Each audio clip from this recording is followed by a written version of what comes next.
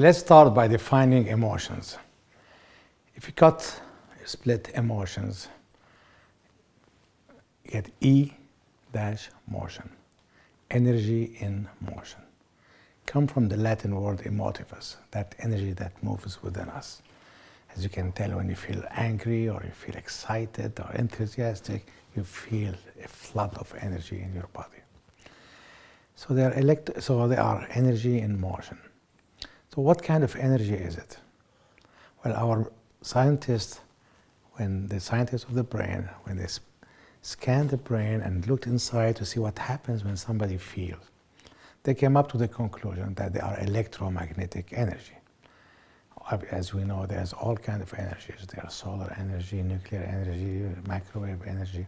There's electrical energy. And that's what they are. They are electromagnetic energies. Like our thoughts, exactly. One keeps coming out from the right side of the brain, one from the left side of the brain.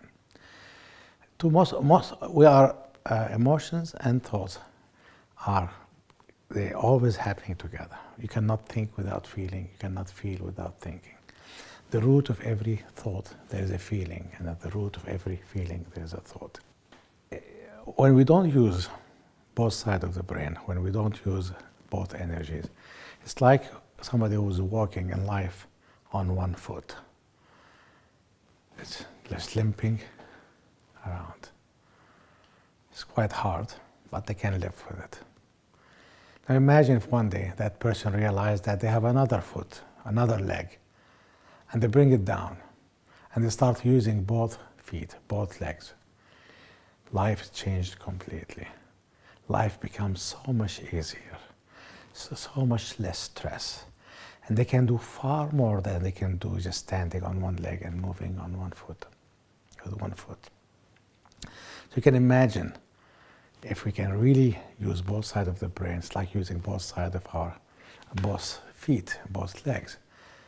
Things in life become much easier. We need electromagnetic energies because the electromagnetic electricity is what powers our life, what powers our persona, what powers our body. Without this electricity, without the electrolyte, the electricity, like the battery, we die or we go in a coma. So we need electricity. And this electricity is free. We have an infinite reservoir of emotions that you can use, of energy that you can use through our emotions and our thinking. But you don't have to wait for an emotion to happen to you. You can conjure it at will. You can pull out that emotions. You can call on it. You can call on the energy to use. So you have an infinite reservoir of emotions, free, and of the highest quality. In our life, in our world, everybody wants energy. Countries go to war to get energy. And magnetism, electromagnetic magnetism, is a source of attraction. It's bringing to us things. We know the word, we hear often people saying fear attracts fear, or love attracts love. So emotions are attractors. They attract similar energies, but more within a resonance that create our reality. They attract from the future realities that comes to the present. Within emotions, within this electromagnetic energy, there are information.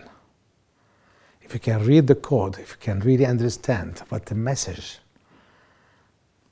within those emotions, because emotions are our messengers.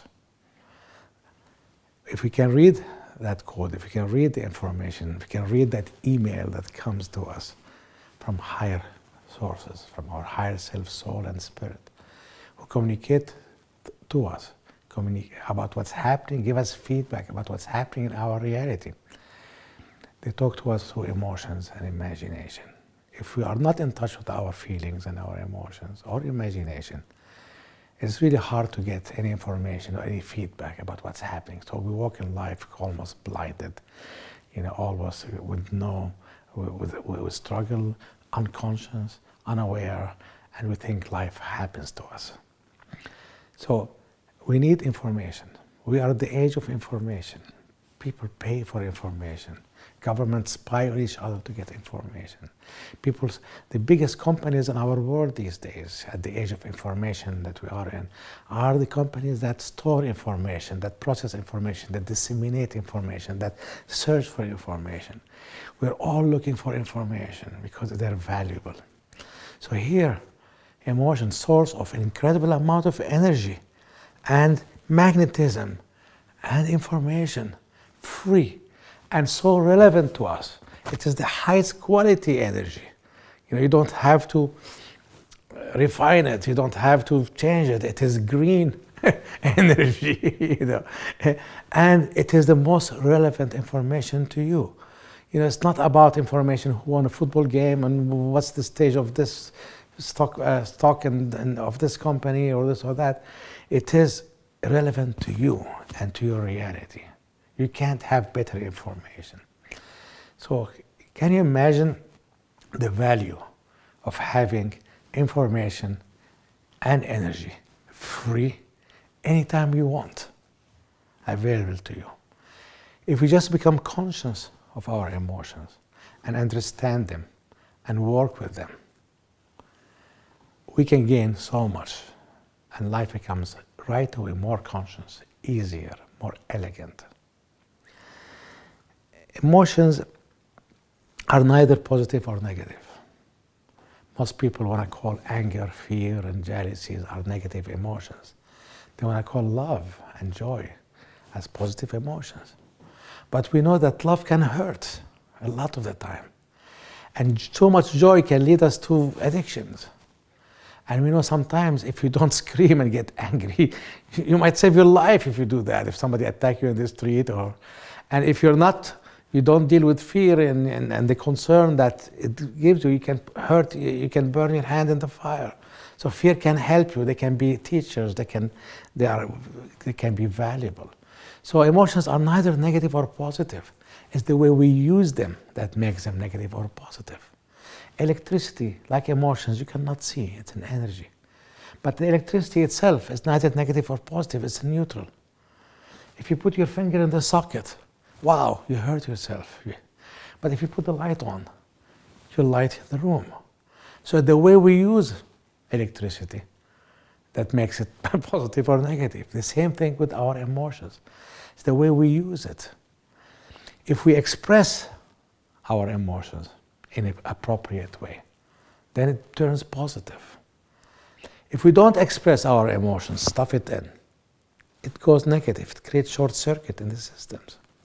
If we don't, or if we use or express emotions inappropriately, using anger to punish or use as a club to hurt others and so on, it turns negative.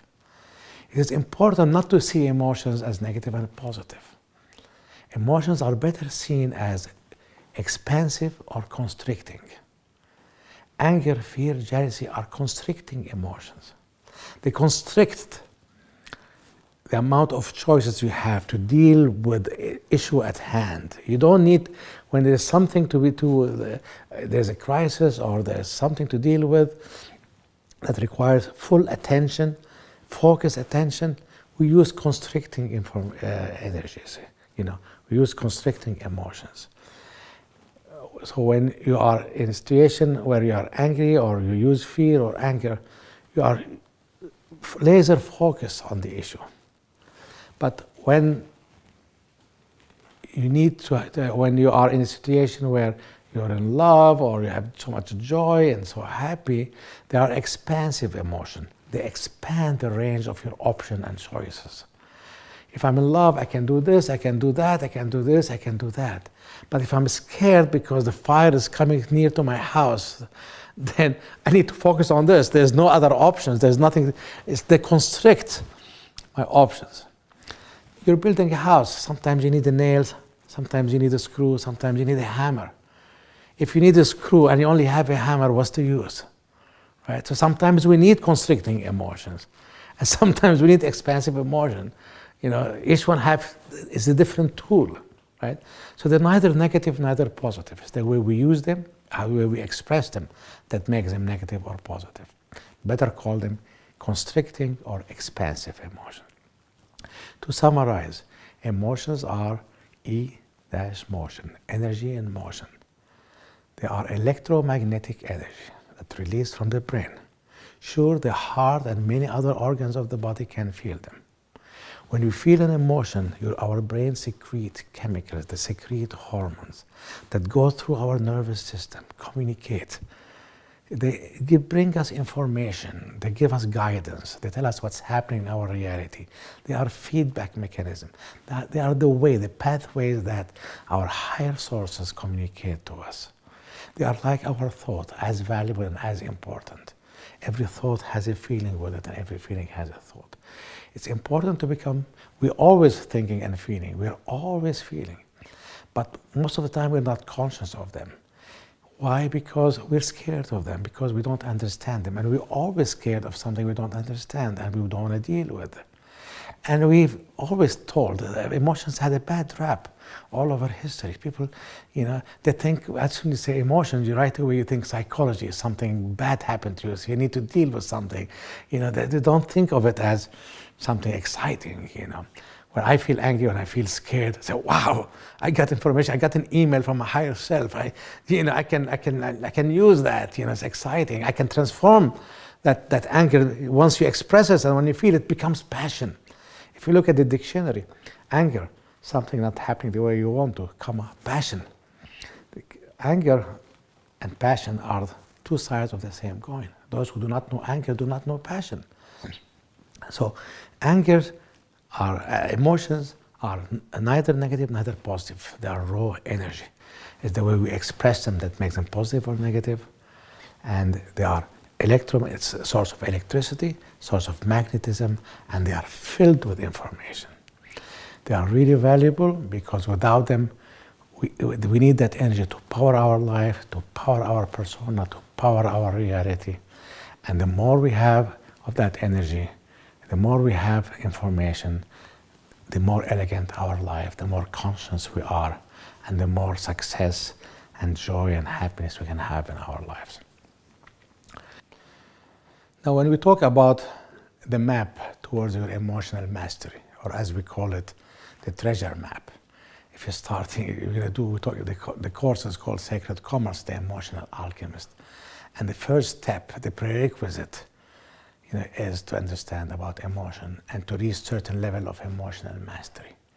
No, we're not going to get there in one course or in one day or 1 year or 10 years. It's a life, it's an ongoing process.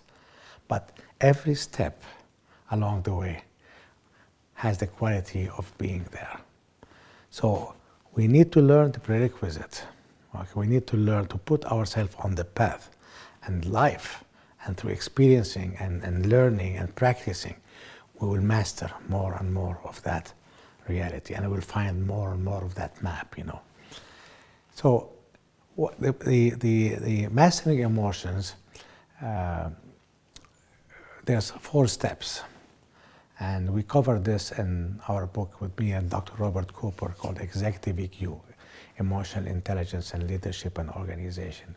We suggested then the 4 cornerstone model, a model to how ones build their emotional intelligence or their emotional mastery. It starts not about learning about emotions and why they're important. Otherwise, if you don't think they're valuable, if you don't think they're important, you're never going to get into them.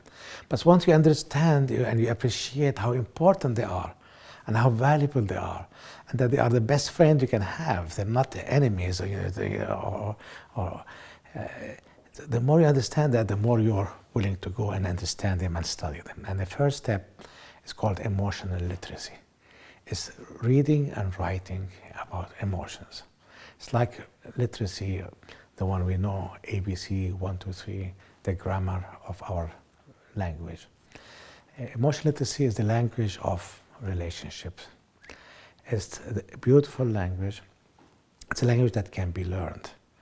In the beginning, you might have to, like when you study the alphabet, you put C, O, R, core, you do an effort. But later on in life, you just read it, oh, this is emotions are blah, blah, blah, blah, blah, blah. You just flow in it. You don't think anymore about putting the C and the O and the R together. It's not an effort anymore. The same thing with emotions and emotion literacy. In the beginning, you have to practice it. You have to understand it, and it might take time. And it might take a little bit of time. You might take some little bit of effort. But in time, it becomes automatic. You don't think anymore about it.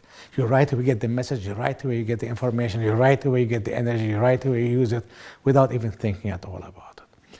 So emotion literacy is defined as the ability to recognize, acknowledge, understand, and express those emotions appropriately. Let's talk about the first one.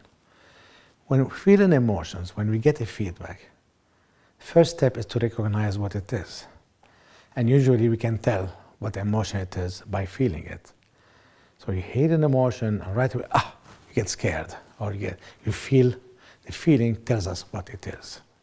So it is important for people to learn how to feel or to accept feeling, because otherwise they might feeling guilty, they might feeling shame, they might feeling all kinds of emotions, but they cannot even tell what it is, right? But by feeling the emotions, right away we can say, I'm angry, this is jealousy, I'm hurt, right?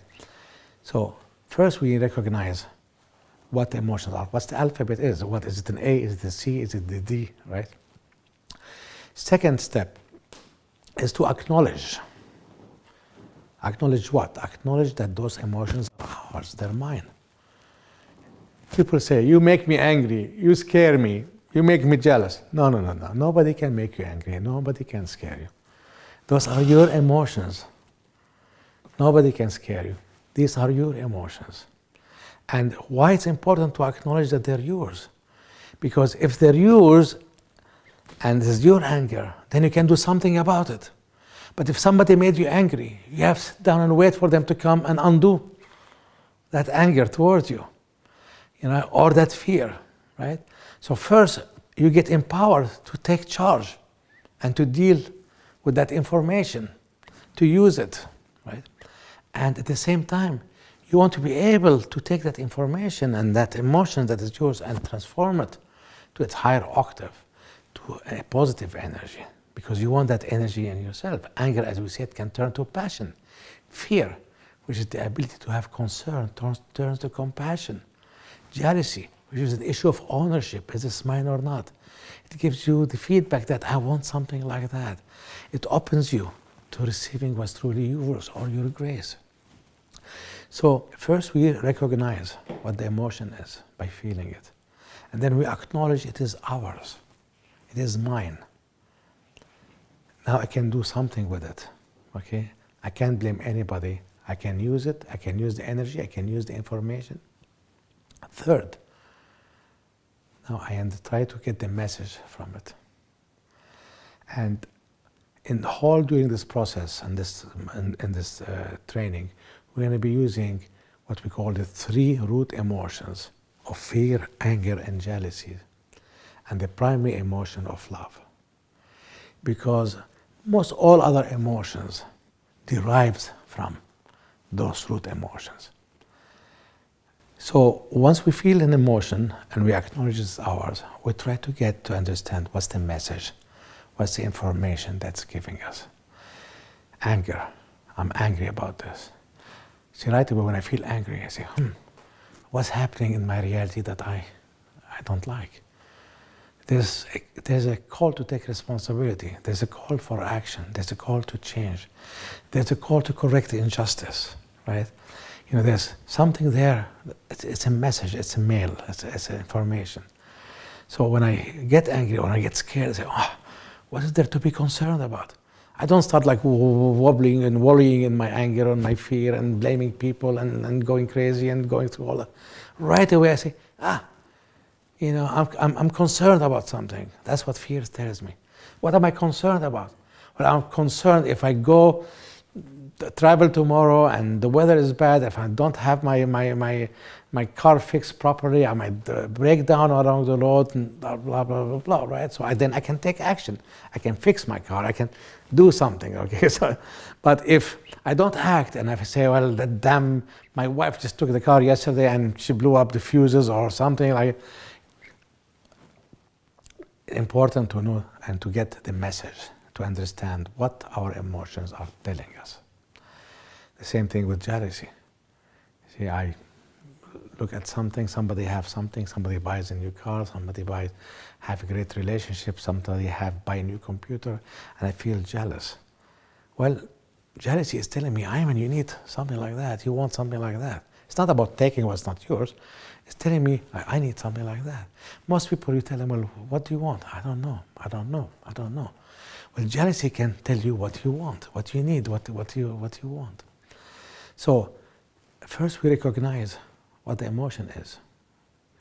We can tell if it's hurt, fear, anger, like we can tell if it's A, B, or C, or D. Then we acknowledge that this is our emotion. This is the information for us. This is a source of energy for us. We want that. We don't want to blame it on somebody else and give them power over us. Third, we want to get the information that's in it. What's the message in it?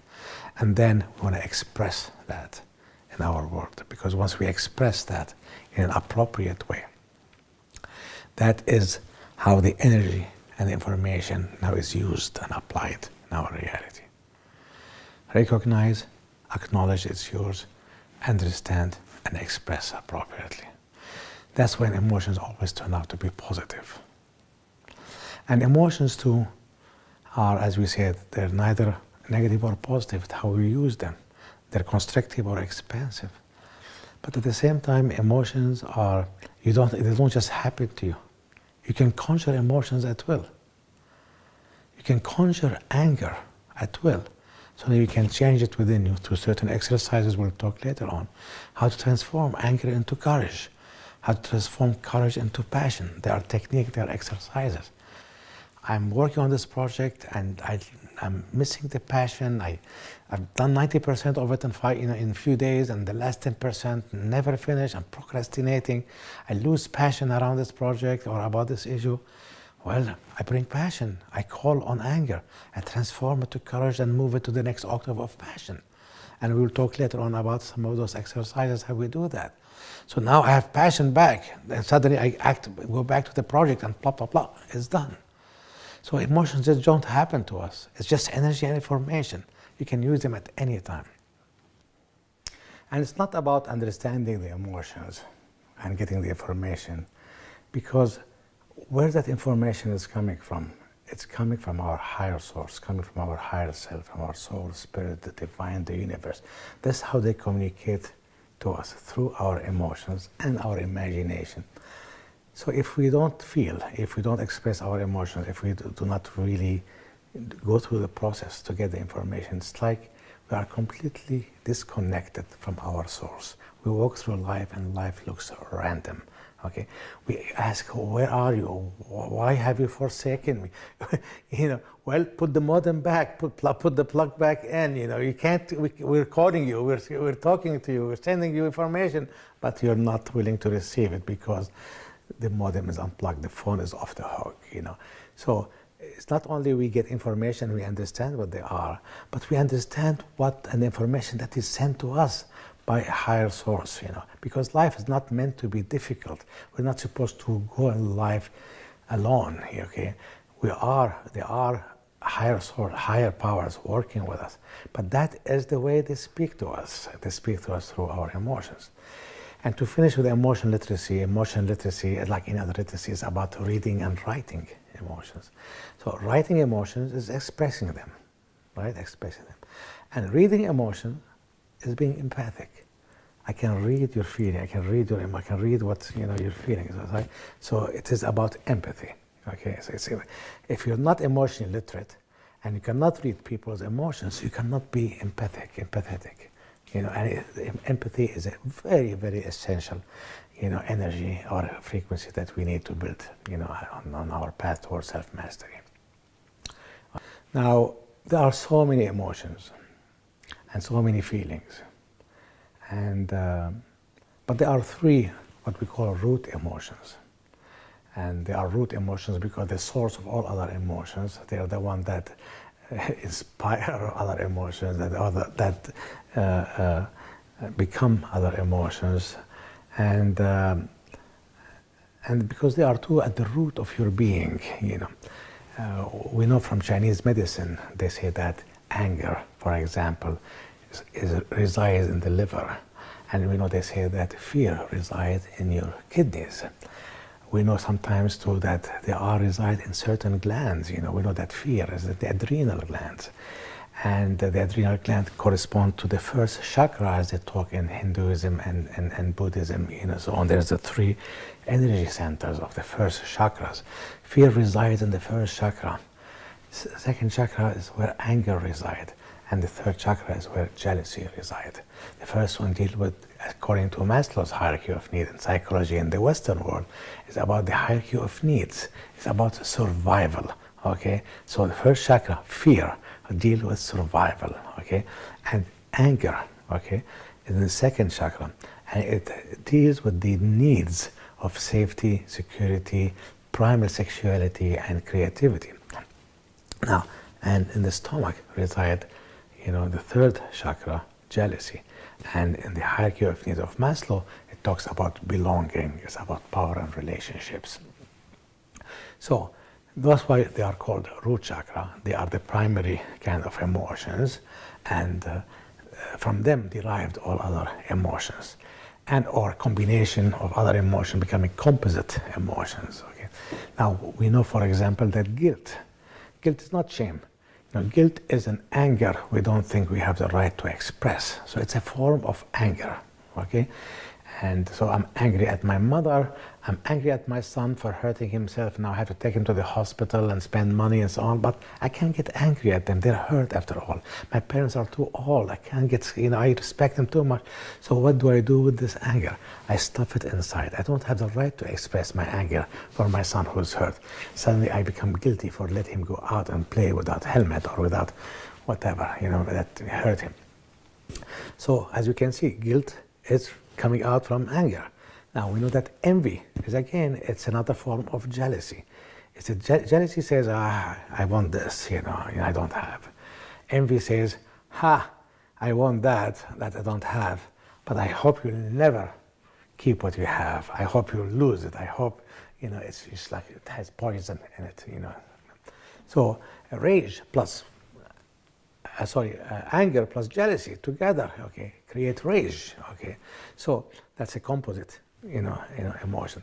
So a lot of emotions, okay, anxiety is fear in the future, worry is guilt in the future. So, most of emotions are derived from, the first three root emotions. And we see that as we're born, the first emotion we have is fear, okay. Like mom's not here. Okay, right away, the baby cries. Okay, that's the first feeling we feel. Okay, my survival is at stake. She's my mother. Without her, without food, without milk, without, my survival is at stake. I'm scared. How does it feel to be scared? I'm angry. Comes the second one. Okay, and where's mama? She's talking to daddy. She's with somebody else. But I'm the most important one. I am the one. I am the baby. I am self-centered. She must be with somebody else. Jealousy, as it comes up. Okay, all of those come from love. I want love, which is the primary emotion. So three root emotions: fear, anger, jealousy, and then we have love, which is the primary emotion.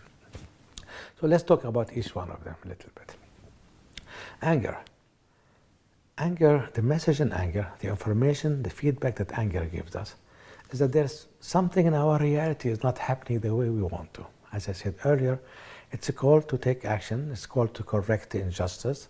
It's a call to take responsibility, to change what didn't happen the way you want to. Easy. So whenever you get angry in the future, don't go wallowing and screaming and hitting and so on. Stop right away and say, wow, I'm feeling angry. Wow, there's a message, there's an email. Let me check it out. Ping. Oh, it's not happening the way I want to. I was expecting this, and this came about. Okay, I need to fix this. And if you get the message, then right away you will respond to it. Okay? But if you don't have a message, what do you respond to? Right? You just get angry, you just felt energy, and it hurt you because it stopped it, you put your finger in the socket. So when I feel angry, in the past, I used to get angry like everyone else, but now when I get angry, I just smile and I say, what's that? Here what it is. And right away, and as soon as I express it properly, as soon as I understand it and I express it, I get that energy now in my body. It turns to courage to correct the injustice. That courage becomes passion. And notice, anger, courage, passion. Anger, courage, passion. It's the same energy lifted up and up and up, okay? So they all come from anger, okay? If we don't express anger properly and understand it, it will never go to courage. Courageous people are angry people. They know anger. And passion. People who do not know anger do not know passion. At the other side of the coin of anger, there is passion. If you look at the dictionary, Webster dictionary or any other, you'll say this, anger is this, comma, passion. I was watching a movie yesterday about in 1432 in the Vatican, and there was one violent monk, and he was explaining to his superior that, sorry, I killed her, it was a moment of passion. Well, he meant moment of anger, Sometimes me and my wife, Rowan, sometimes she used to see me and my ex-wife, Hala, who were both Middle Eastern, Mediterranean, like Italian, we talk with our hand and we talk with passion. And every time we go into a passionate discussion and debate, Rowan started freaking out, thinking we're going to kill each other. We are so angry at each other. But no, it is passion. So, by anger, it's a beautiful energy. It can turn to courage, and it can turn to passion. See, fear is the same thing. Okay, now fear. Now, before we move to fear, let's finish this about anger. Now, that is when you deal with anger as it happens. And in an ideal paradigm, kids, for example, when they learn about anger, and they understand it properly, and they have the exercises and the tools to play with anger and shift it to courage and passion, they will never need therapy. Therapy will become obsolete. We as adults, we didn't have the benefit of emotional literacy. So growing up, our inner child, our teenagers, growing up, are filled with anger because there's a lot of stuff that didn't happen the way they want to. They didn't know how to respond to this. They didn't respond to this. They didn't take us, they didn't have the courage to act on it because they were afraid to lose the love, to whatever anger might cause other people to react to the way you deal with them. So we need to sometimes, to go back to the past, to go through a meditation, to do certain technique, to look at our past angers, or the peak ones. You don't have to go through every little anger. The one that stand up, and usually the one that stand up is the one you remember. Because how come they're still in your memory? Because they're important, otherwise they would have gone down. So you look in your past and say, well, I was angry at my father because he never really respected me, or he never really, saw who I am, Okay, now you might not remember that your father, for example, you got angry at him because he didn't allow you to buy an ice cream, when you were 4.5 years old at a certain store, right? So, but the peak ones, the important ones, they're easy. They're 3, 4, 5, and you can go back to that moment. There are technique and exercises. We can go there and diffuse that anger from your past, because those angers who are lingering in the past, and this is what therapists do by helping you heal your anger. They are in your past, and they are leaking your energy. There's a hole in your past, and you're always going back to them. You always remember when your father did this, and you always talk about this, So you're always leaking energy, to the past. And if you leak energy to the past, you're not filled with energy, you're not complete, you're weak, you're depressed. People who are filled with anger and they have never dealt with their anger, they usually have no energy, they have no stamina, because whatever energy they get is always leaking like a car, with holes in the carburetor or the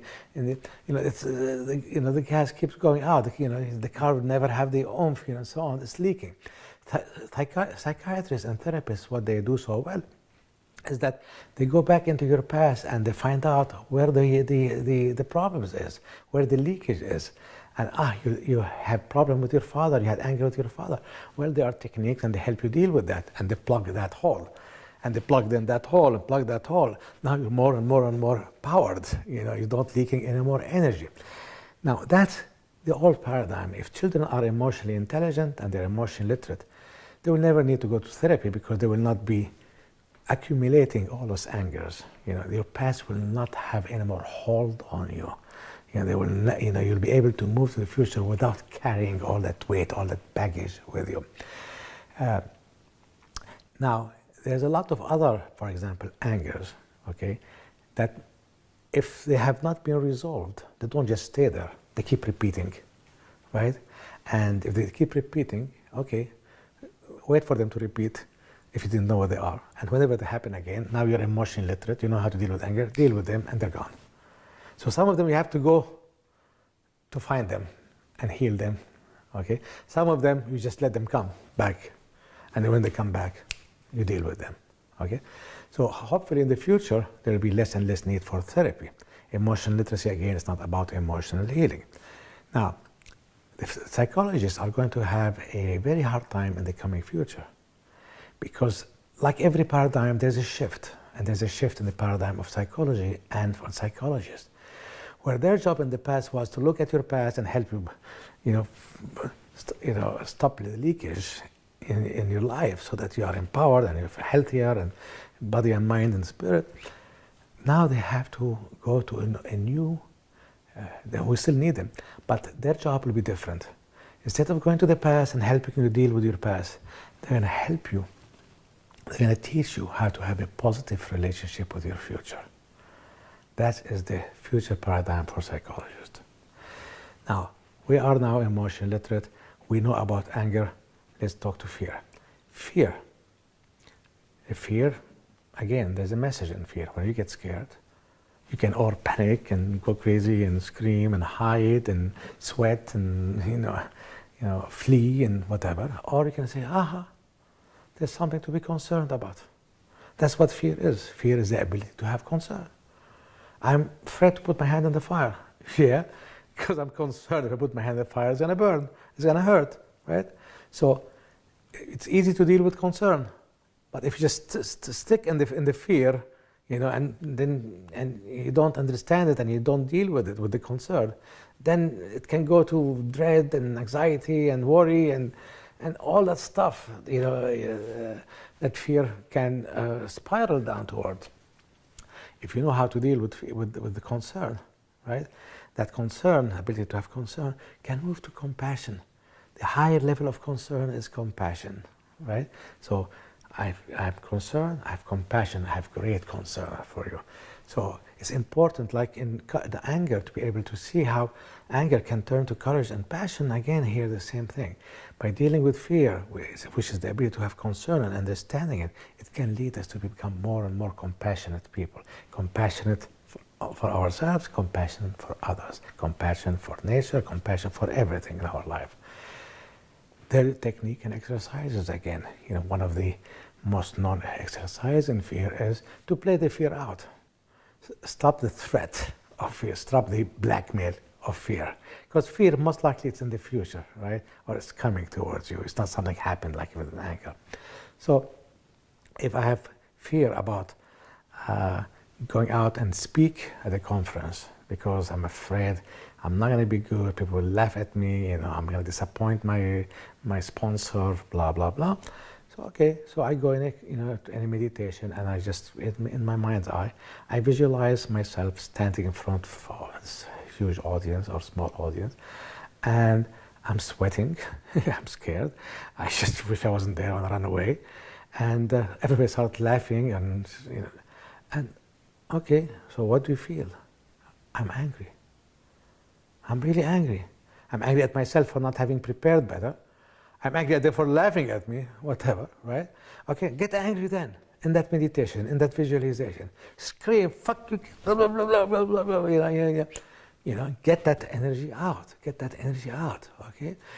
You might not only feel angry, you might feel hurt. but by the response of all those people laughing at you, throwing a tomato at you. So, okay, feel the hurt, feel how painful it will be. Imagine somebody is throwing a tomato at you, and you feel like embarrassed and in front of everybody, and you feel angry and feel shame, and you feel the emotion. The more you do that, you diffuse the power and the energy of fear. Okay, then open your eyes, and you will see that the fear have been reduced intensely. Okay, now there are again, like with anger, fears in the past, that they still keep coming back, still coming back, still coming back. I'll always lose the love. I'll always lose love. I don't want to have a relationship because if I have a relationship, I'm afraid I'm going to lose the love. I'm going to be rejected. I'm going to be rejected. Okay, this is my fear. It's my biggest fear in relationship. That every time I fall in love, I get rejected or I get humiliated. Okay. The therapist or psychologist, they can help you go back and stop the leakage to the past. Okay, but hopefully with an ideal paradigm, once we are emotionally literate, whenever fear happens, okay, what's the concern? Okay, and I deal with the concern. And if the concern is something in the future, then go and play that future and feel all the emotions then. Okay, imagine the worst case scenario and feel the emotions there and start diffusing the time bomb, because fear can be like a time bomb. Okay. Jealousy, another of the root emotions. Jealousy is an issue of ownership. Is this mine or not? I see somebody who speaking at the conference, and this actually did happen to me. There was a great speaker who had written a very interesting book, and I went to watch him, and everybody was showering so much love at him, and he was so beautiful and humble and elegant, and the way he answered, and I felt jealous, I felt a bit of jealous, and what does that mean? Because I understand jealousy. I said, oh, okay, that means I want something like him. Okay, well, I am an author, and I do speak to audiences, and I get showered with love and so on, so definitely that's not what I'm looking for, okay?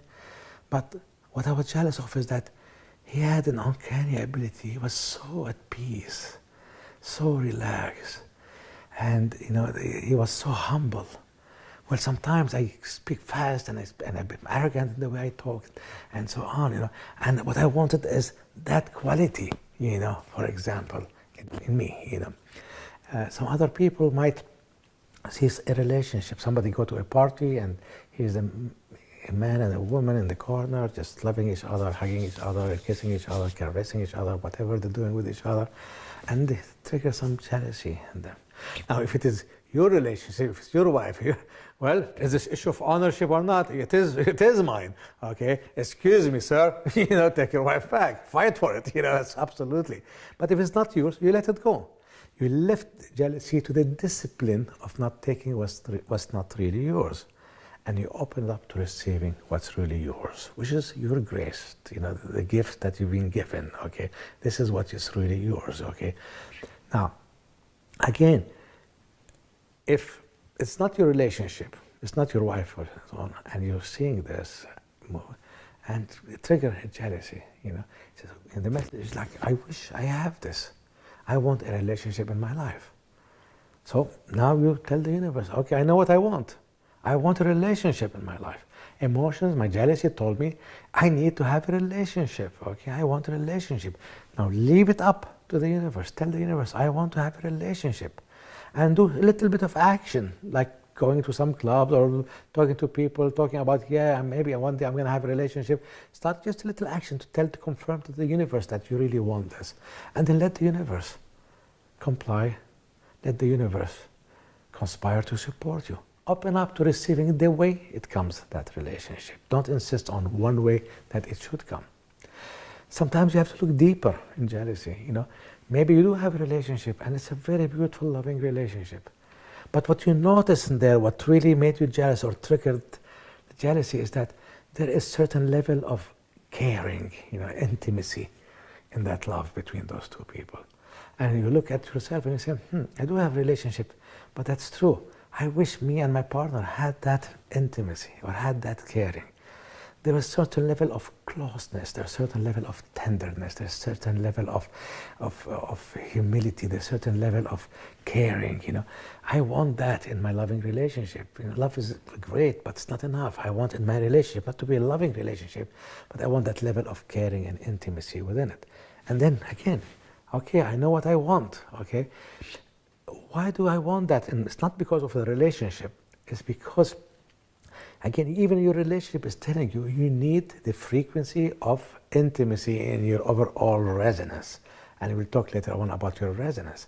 Because in the mix of all the stuff that makes the raw materials of your reality, of your resonance, your anger, your fears, your thoughts, your feeling, your agreement with parents, your contracts, your programming, whatever they are, your beliefs, your attitudes, you know, the imagination, your desires, you know, you need that one more ingredient to bake the cake, you know, to get what you really want in life. You want, for example, this success, you want this or you want that, but your reality is telling you that in your resonance, you need to bring that frequency of intimacy to add to the mix, to add to the resonance, to make now the resonance where that can attract what you really want. And the way your higher self and the way your higher power, you know, send you the information. They said, okay, through jealousy, they send information through jealousy. You want to have this intimacy, right? And then it comes into the relationship, okay? You think it's relationship, but it could be that I want to learn about intimacy with an animal. I might have a dog or a cat that I start learning about intimacy with animals and dog. I know, for example, you know, I know about love a lot. I'm a very loving person. I'm not even bad at intimacy, but when it comes to caring, I didn't care about anything. I don't care about myself. Actually, I remember in the 70s, you know, there was a famous Phil Collins song called "I Don't Care Anymore." I even wore a T-shirt. I don't care anymore. As a teenager, you know, the caring energy was essential to my resonance. I didn't have it. And suddenly a cat comes to our house that Rowan brought. And I hated cat. And I threatened to kick that cat, and if it ever goes even on the bed, you know. And I was violently about, you know, in my relationship with that cat in the beginning. But very quickly, that cat won over me. I fell in love with her. I wanted to, I couldn't sleep if she wasn't sleeping on my, you know, on my tummy, you know, at night. I would fight me and Rowan who's going to have her on him. But in the early stages, when I wanted to, every time I get to this cat, come, you know, she would run away from me, you know. And slowly, I had to come very slow. I have to caress her. I have to have her smell my hand. I had to build that, you know, care. I had to care. And I discovered slowly, she started coming more towards me. But while I'm building this relationship with the cat, okay, it taught me so much about caring. Caring has the energy of tenderness, you know, has the energy of never feeling rejected, you know. It has a feeling of intimacy even within it, okay. So I learned about caring through an animal. So let the universe send it, you know, teach you, give you what you need, yeah, with what jealousy told you that you would need. You know, it could be a human being, it could be an animal, it could be in nature, to be more intimate with nature or caring about nature and so on. So that's what jealousy is. Jealousy is the messenger. It gives you the message that is this yours or not. It confirms if it's yours or not. It tells you that you would like this in your reality. And now once you got the message and you put it out there, let the universe conspire to support you. Open up to receiving what's truly yours. And let it come in anyway. Don't control the way it's gonna come, okay? And now, within whatever you come, you'll find yourself learning about intimacy, caring, or whatever the message is, and now suddenly bringing that, not because of a cat or a religious cat, because once you learn about caring, now you brought that caring frequency into your resonance, okay, through all those activities. And my resonance now is more right and ripe to attract what I want. This is, again, you can go, jealousy you can have jealousies in the past. You might have been always jealous of your brother growing up because he was smarter than you or had made more money than you and so on. Again, I can go back to those incidents if they keep coming back every time you see them and so on.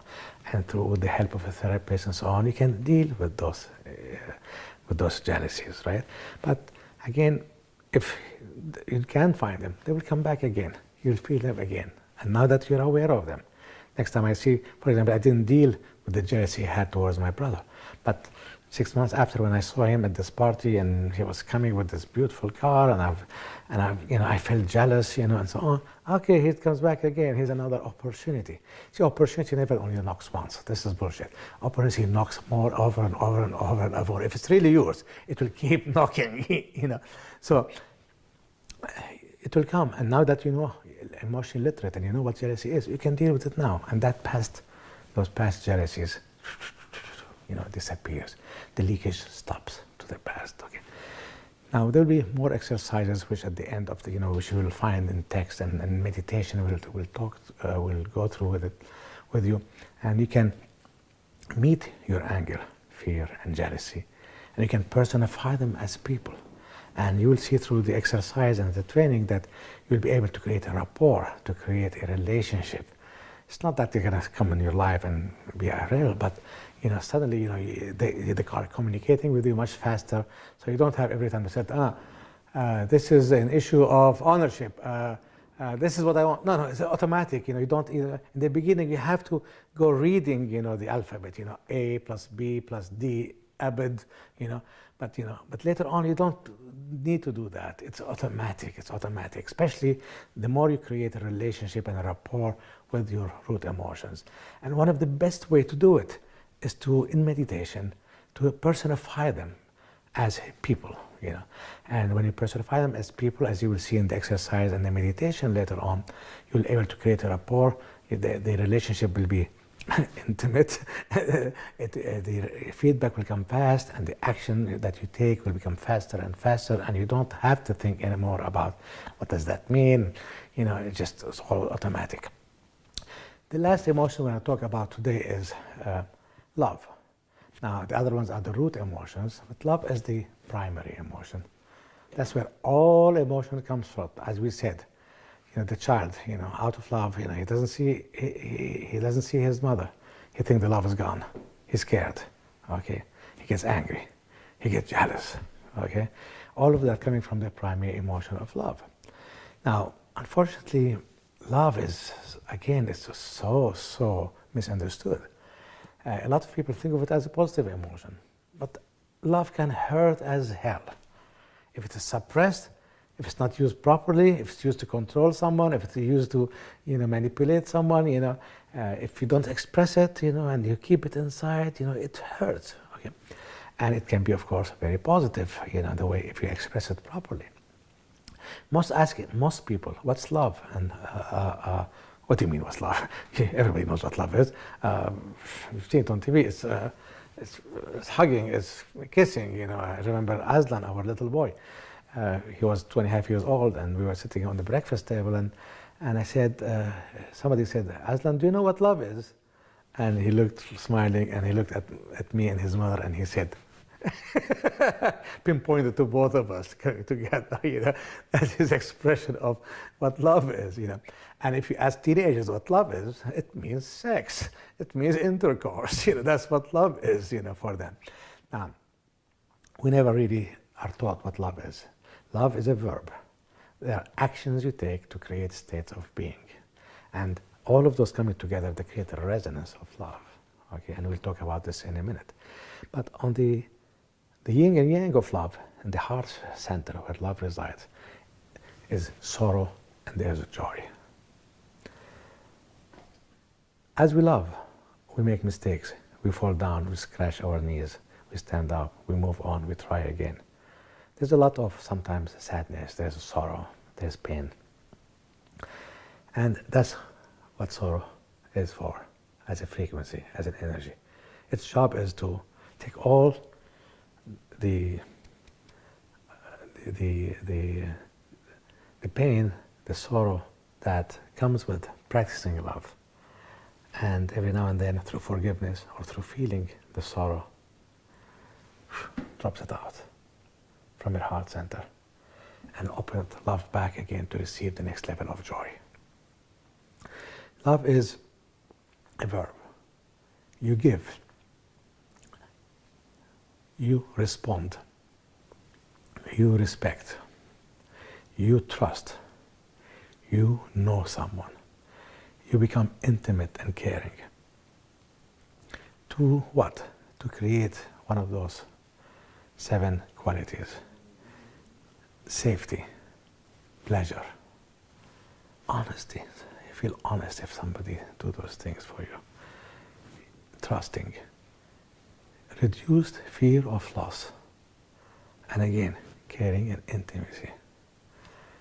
This is a formula that, I've read a lot about love, but the best one I found is this one, which I'm sharing with you, which I got from my friend Lazarus. And I practiced this in the early days a lot. And I realized that the first one, let's talk about the first one, about giving. Now, when you give somebody something, and that giving made them feel safe, or give them pleasure, give them money, you give your kid money and they go to the movies and give them pleasure and have fun. They felt love. You give them money and they didn't have to go and steal and lie and they feel honest. You give them money and they feel safe. You give them, it doesn't have to be money. You can give them your time to sit down, read a story with them or to chat with them. So my father loved me a lot and he gave me all kinds of things. Gifts, monies, and so on.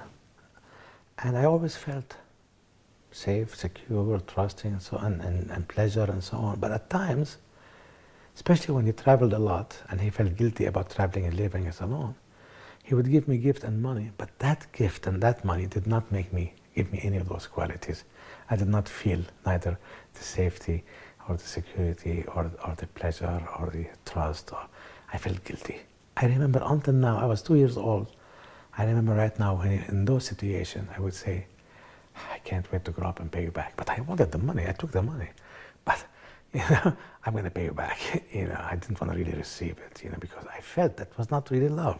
Okay, as a child, I didn't know how to express it or to explain it. But it was not love. So there was a giving act, but it didn't create one of those 7 states of being.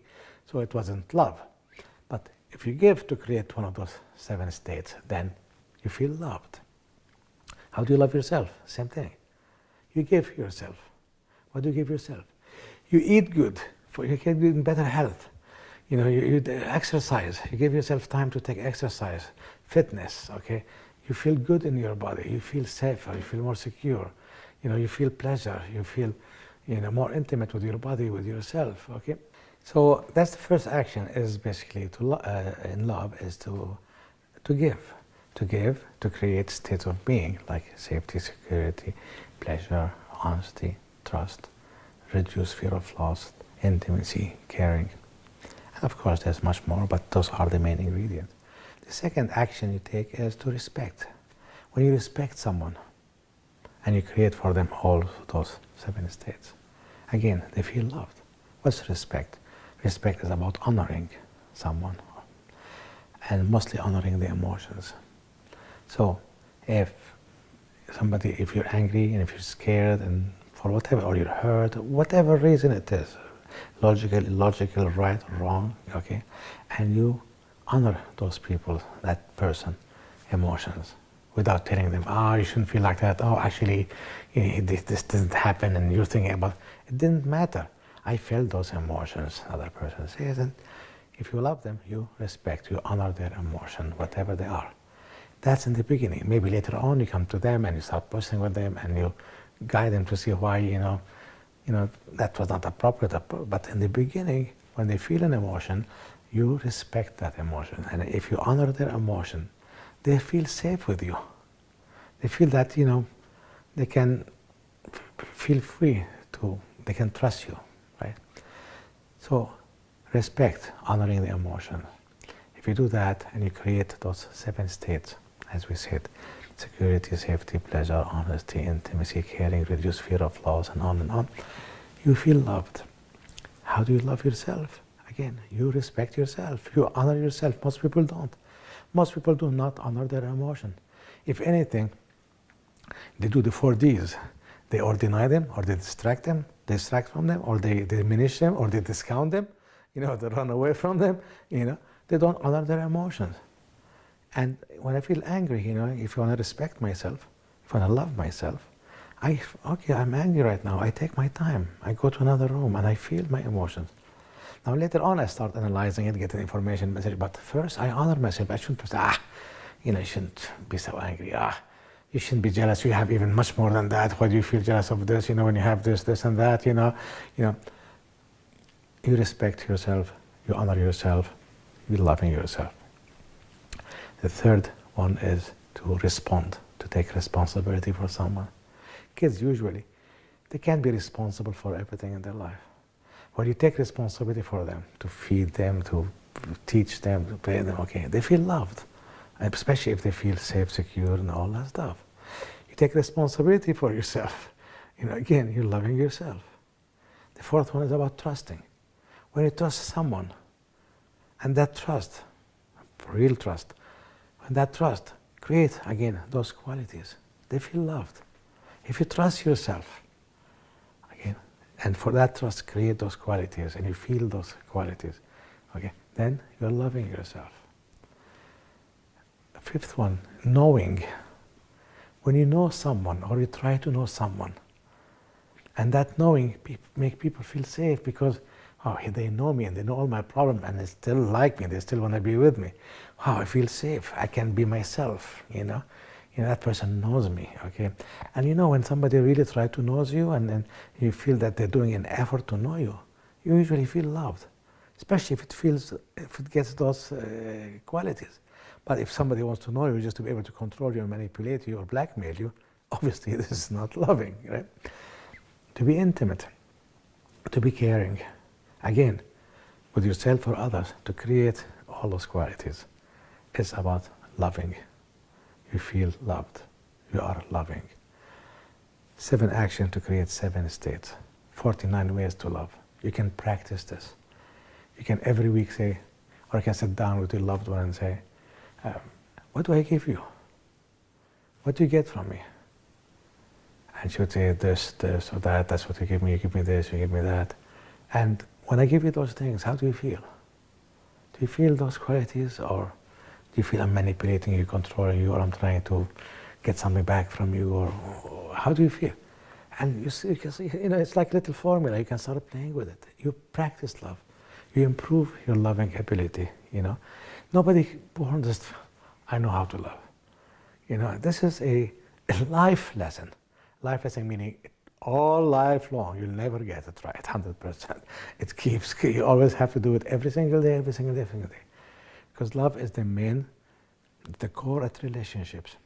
It starts with the relationship with your parents, with your sibling, with your friends at school, with your loved ones, with your children, all the way to the ultimate relationship with God. God is all that is, okay? If you don't know how to, don't go to love God the way you love as a child or you love as a teenager, just because you're going to mess up badly. Learn how to love, practice love, okay? And there are techniques and exercises and meditation where you can do that and you can see the impact in your life. You start loving, become more loving, you start attracting more love in your life.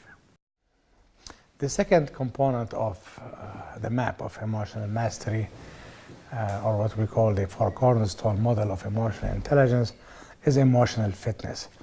It's the practice of emotional literacy, it's the practice of our emotional muscles so that we can build resilience, so that we can have the benefit of our emotions in building our life skills, in our relationships, in our health, and success in life, and so on. In an ideal paradigm, children study emotional literacy. Once become teenagers and now they're out there in life, having relationship and creating success and on. They need to have the benefit of emotions. They will have the benefit of emotions to percolate into their life skills and into their relationships for greater results and greater success.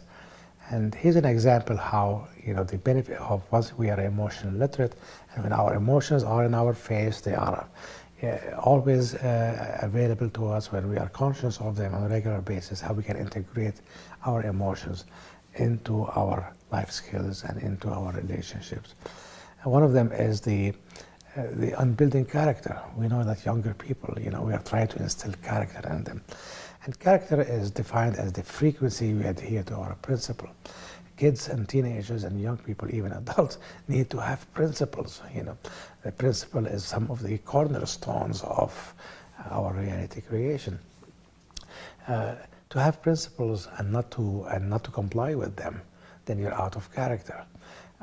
Foreign policies of many countries that talk about democracy and human rights, but they do all the opposite in that. And that foreign policy of those countries lack character. So a friend of mine who years ago, when we've been working on this concept of character and working on our character by looking at our principle and how much we abide by them and follow them, came to me and she said, I have found out that my character is brittle. My character is wobbly. No wonder I've been attracting people without character in my reality. And I said, well, what principle are you talking about? And she said, well, the concept of telling the truth. I said, what? You shocked me, like, you've never said a lie in your life. She said, yeah, I always say the facts. I never lie from the point of view of saying the facts. But when somebody asks me about how I'm feeling, and if you're hurt, did I annoy you? I always lie. I always lie because I'm afraid to lose the love, because I'm afraid to impact that person or my relationship with them. I never say the truth emotionally. So I discovered that, as she's saying, that my character is wobbly. Although I trust intellectually, I have a character, I follow, I never say lies, and I always say the truth intellectually, but I never say the truth when it comes to my emotions. Now that she's aware of the benefit of emotions, because now she's been studying emotional literacy, whenever somebody asks her how she's feeling, and whenever she tells the truth emotionally, she says, yeah, I'm feeling this and I'm feeling that, and it's not anymore, yeah, fine, or no, I'm not hurt, I'm not angry, and not, she was express, yeah, I really love you, but what you said made me angry. So now she brought in the benefit of emotions into her character, into her principles of telling the truth, and her character is much stronger. And she realized that a lot of the people who were out of character in her reality just disappeared, because now she's only attracting people who have high character. That's one example. Another example is in trust. When we trust, we always trust our intellect only, and we don't trust other parts of ourselves. Do we trust our feelings? Do we trust our intuition? Do we trust our body? And when we trust only our intellect, we're only taking a small amount of information that we based our trusting ability on. Do I trust that person in coming and manifesting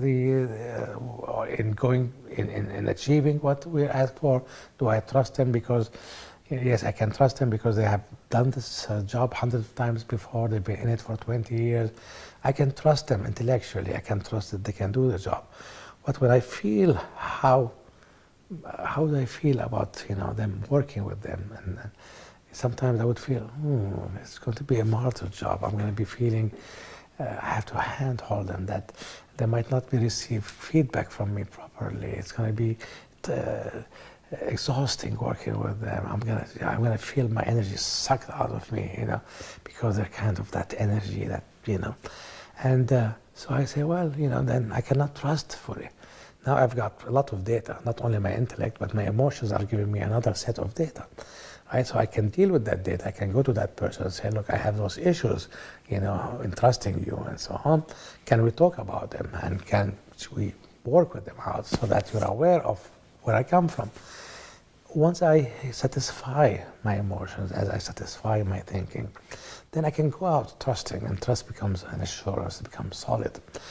And before I have only limited amount of data, 25-30% of the data needed to make a trusting decision. And now I've got far more. So my trust becomes stronger, my trust becomes more resilient. My trust becomes an assurance. It's not anymore, I hope I can trust him. Now I trust him, meaning he's going to manifest, it's going to happen. Here's another way how, in our relationship, again, if a relationship is all about it's sourced in love. Love is the, emotional literacy is the language of relationship. In our relationship, if we are not aware of our angers, fears, and jealousies and love, if we don't know how to love properly and so on, we're going to mess up our relationship.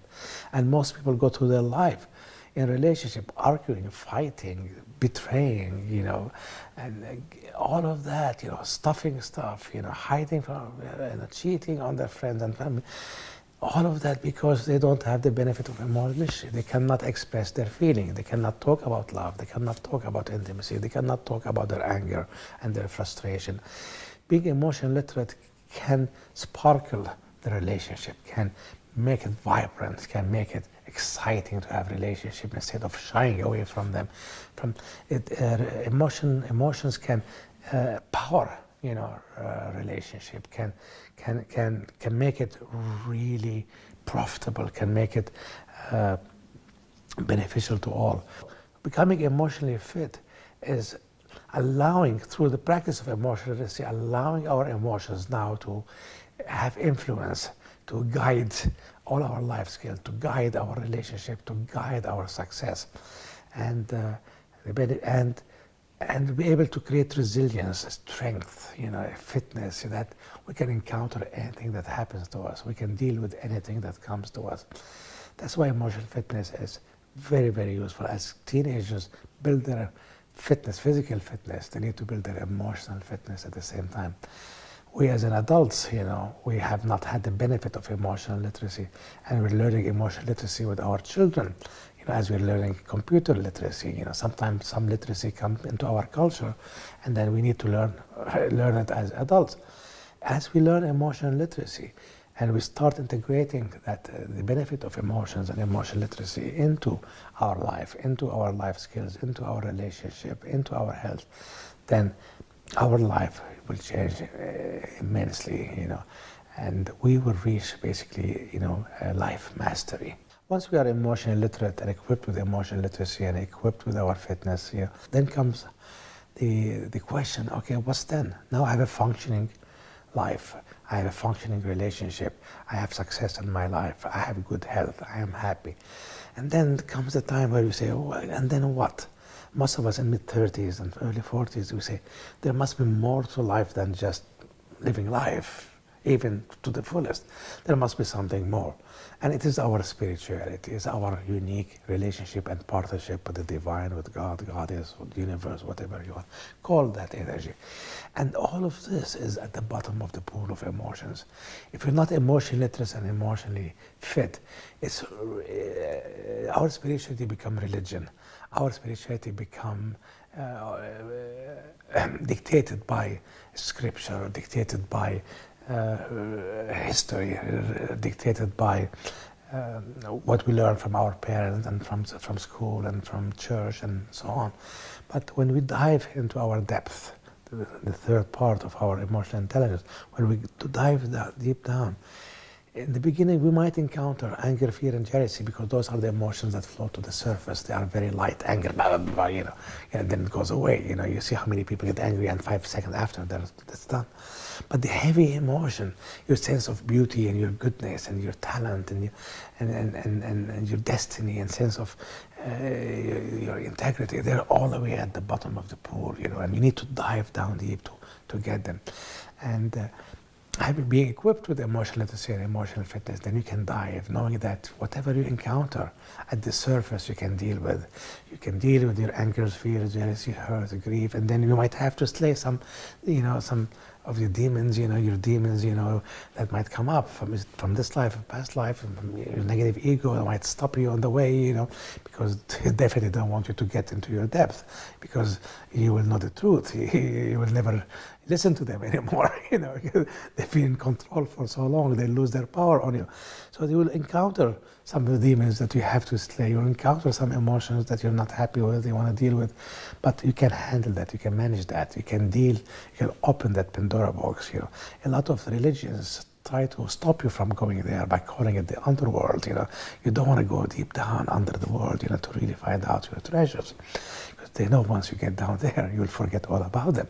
So down deep, at the bottom of the pool, that's where you find your treasure boxes. You open the one after the other one, and some of them you receive, some of them you polish, and some you bring to the service. You become more conscious of them. And that's the beginning of spiritual mastery. That's what emotional depth is all about, is the depth of you. Out of the emotional depths come the four cornerstones. And we will be talking more about the depth and the fourth cornerstone of emotional alchemy later on in the third and the second and the third module. Emotional alchemy is the peak of emotional intelligence, is when you are fit, where you're literate and you have depth. You come out after that depth, to become the emotional alchemist. That's where you understand, that's where you are in the flow, that's where you're in the zone. That's where life works with elegance and excellence, with synchronicities. That's where you'll be able to master the chemistry, the alchemy. That's where you can turn raw materials into base material into gold and beauty and goodness. And the Immersion priests of old Egypt have discovered something 7,000 years ago, which is now proved by the brain of the scientists of the brain and medicine and quantum physics, is that actually when emotions is felt from the brain secrete chemicals, secrete energy, electromagnetic energy, and each feeling have a different signature. It's like the table of elements. This is hydrogen, this is oxygen, this is iron, this is calcium. And they know that if you mix them together, like you mix the elements, you create different energy, different resonances, different frequencies. So they knew that, for example, as we feel, it's important to attend to our feelings right away, to be emotionally literate and deal with them right away and have the fitness and the depth to really manage them very quickly, because if you're feeling angry and then suddenly you feel jealous and the anger is not yet resolved, anger plus jealousy turns into rage. And they discovered too that the most alchemical reaction, the most alchemical catalyst that you can have is joy. Joy can lift, can take most emotions to their highest frequency, to the highest octave. They discovered that if you drop one drop of joy over anger, it turns it to courage. And if you put joy plus courage, it makes it into passion. The same thing, they discovered that if you put a drop of joy over fear, it takes it to the ability to have concern. And one drop of joy over the ability to have concern, it takes it to the highest level of concern, which is compassion. The same thing with jealousy, one drop of joy over jealousy takes it to this discipline of not taking what's yours and to open up to receiving what's truly yours. And one drop of joy over that ability to receive takes it to grace, your gifts and your talent that are yours to receive and to accept. Now, how do you drop joy? It's obviously you're not having little bottles and dropping joy, although you can actually, but that's another story. You just have to feel it. And so if you're in a state of anger that is taking too long and you want to change that anger, you want to just make it, turn it to a more potent energy, then sit down with your anger and close your eyes and feel joy. And feel joy. And if you cannot feel joy, it's hard to feel joy, conjure a memory, a moment in your life where you had joy. And your brain is dumb, does not recognize if it's here or now. Or as soon as it sees the picture, right away the brain secretes the chemicals. Like if you close your eyes and imagine a lemon, right away you feel the sourness in your mouth, right? Or if you can imagine the orange, you feel, your brain does not understand that this is not real orange, But as long as you put the image, right, your brain right away starts secreting all those frequencies, all those chemicals. So remember an instant that gives you joy. And we need to separate joy from happiness. Most people confuse the two together. Happiness is when you meet your needs, as per Maslow's hierarchy of needs. Every time you meet one of your needs, from the bottom up, your need to survival, the need of safety and security and primal creativity and sexuality, to the needs of belonging and power, to your needs of self-esteem, to creativity, to your vision, to having a relationship with your higher self, to aesthetic, to beauty. Every time we meet one of those or we respond to one of those needs, we become happier. Somebody who have his need met, his survival needs met, is a happy person. And then after that they say, what next? They need security, they need safety, they need creativity. They need, so once this is met, they feel more happy, and then they need more happiness, and they open up to more and more and more to their higher needs. Joy is when you meet, not your needs, but when you meet your preferences. I prefer right now to go watch TV. I like to go to this rock concert. I like to have sex. I like to go shopping. Those things do not make you happy because they don't need them, but it is a preference. We are live in a world of free choice, of preferences, It's important to bring joy into our life. So when you remember an instant that gives you joy, the brain secreting drops joy, over what other emotions that there are there to transform those emotions to their highest level. Now, unfortunately, we are encouraged in our society to be happier, and we are encouraged to meet our needs. But most societies and most religions and most cultures do not encourage joy too much, because joy can have the possibility or the ability to turn into addictions, and too much joy. Joy is the ability to have fun. That's the definition of it. And too much fun and too much joy can get you in trouble. I love this beautiful cartoon by Donald Duck who said, damn it, everything I like to do, which is everything I prefer to do, is immoral, illegal, expensive, all that stuff, because we're taught that don't have too much joy, just have happiness, Now, if we can capture joy and feel joy, all our base emotions, raw emotions like anger, fear, and jealousy can lift to the highest octave. For example, just to mention one example here, sometimes I'm working on a project and I get so excited, so much passion in this project. 80% of the project finishes in 2 days, and then I start procrastinating. I lose the passion for it. I want to go do something else, and it never gets done, And I know that I need passion. I need to regain that passion to finish that project. So I conjure passion. And the way I do it is by going in meditation, close my eyes. And I first start with anger, because anger turns into passion. So I conjure anger at will. I remember an instant when my son gave me such a hard time when he was a kid. I was going to kill the son of a gun. And I feel that anger, and I really feel that anger. And my brain was pouring, anger. Then I leave my son alone, I forget the imagery and the picture. I remember the instance when my publisher called and they said, well, your book is on the best-selling list, And I remember the first book, Executive EQ, and I remember hanging up the phone. I was in Woodside, California, and I was in my bedroom, and it got on the bed. I started jumping on the bed from joy. I was so excited. It was not a need that my book is on the best-selling list, but it gave me so much joy, So now my brain is pouring joy, dropping joy, over my anger. And I just close my eyes, forget the book deal, forget the publisher, and just have my joy and my anger incubate together. Give them a few minutes. And now there's a chemistry in my body-mind chamber. It turns into the courage. And then I just add more joy to it, And suddenly just to feel 5-10 minutes after, this immense passion in my body. Okay, let's do it. And I start attracting with that, because emotions are magnetic, right? I start attracting other people to help me and to help me with that project. And voila, the project is done, So you can conjure emotions. They don't just have happened to you. You can actually do the chemistry. You can create water from oxygen and hydrogen. You can create passion, compassion, empathy, grace, and so on. So the emotional alchemist, the highest level of emotional intelligence, when you reach your mastery, you don't just deal with emotions, you don't just manage emotion, but actually you can now transform and use emotion, you can conjure them at will. You can create resonances that have many, many emotions that come together. It's not only a drop of joy over anger, but you can put, for example, if you want to create this reality and to attract it, you need to have maybe a little drop of intimacy, you need a little drop of discipline, you need to have a little bit of beauty, you need to have a little bit of this, and that, and then coming together, to create a resonance that attracts that reality that you want.